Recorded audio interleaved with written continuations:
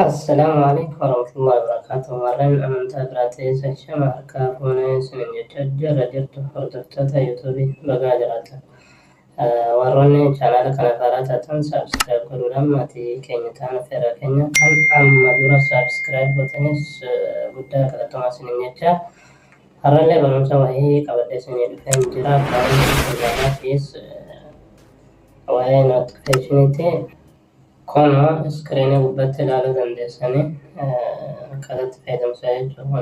Innis kun risaala takka kun meesheejii hagam of seene jechuudha. Waan irratti haala kanaan arguu barbaaddan taanaan barachuu barbaaddan taanaan haga xumura viidiyoo kiyyaatti naqaan akka fakkeenyaaf kana waatsaappiin 30 ofirraa qaba. Feesbuuk amma reef seene waan ta'eef tokko ofirraa qaba. Kunillee kun 36. Haaluma kanaan akka kana godhachuu barbaaddu taanaan settingii keenya irra gallu kana godhachuudha haala kanatti fayyadamuudha. Settingii keenya irra yeroo galle albuutuudhaan kana notifiikeeshinii kana ni tuqna. Yeroo isarraa cuqaasana kana bakka kana asirraa na cuqaasana sana booda kun nambaris bakka jiru kun amma dura kanarratti hidhadhu waan ta'eef nambaris ka jedhu kun haala kanaan akka mul'atuuf jechuudha. Risaalaan aappii keenya irratti galuu hin taa'u.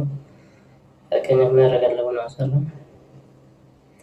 yeroo asirra galle kun ka gadii doontis ka jedhu kana irratti cuqaasinaan kanarratti ibsinaan hin mul'atu jechuudha. Irra cuqaasee keessa baanee waliin ilaalla. Kun risaalaan tokkichi hin jiru jechuudha.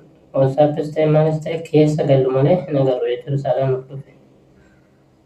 Yaa karaa eeguunne ni mul'atu asirratti. Laakiin asirratti shaasharratti iskiriinii irratti wanni mul'atu tokko illee hin jiru jechuudha. Isiniif gala jedhee yaada amma boqonnaa salaatti deebinee irratti odeeffannoo jechuudha. Setting irra galla. Yeroo setting irra gallee bakka notifiikeeshinii kanatti cuqaasuna si'a tokkoo fi sana booda mataa gararra kan jiru kanarra cuqaasuna sana booda kun ammallee kun mataa gararra kan na cuqaasuna nambaris ka jedhu kanarratti deebisna jechuudha.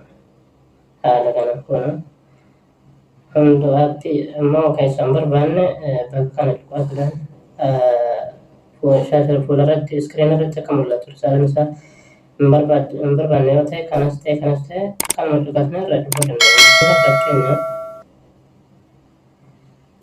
immoo kana haala kanaa yoo cufne iskiriinii irra gara yoo ilaallu risaalaan haga barbaadee yoo seenu mul'atu jechuudha.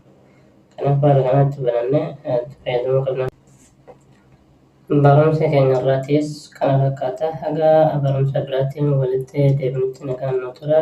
Viidiyoo keenya illee yeroo ilaaltan xumura irratti laayik, sheer, koomentii illee barreessuu hin dagatinaa waan isin dhibarraayi. Haga barumsa biraatti walitti deebinutti turtii gaarii nagaan nu tura.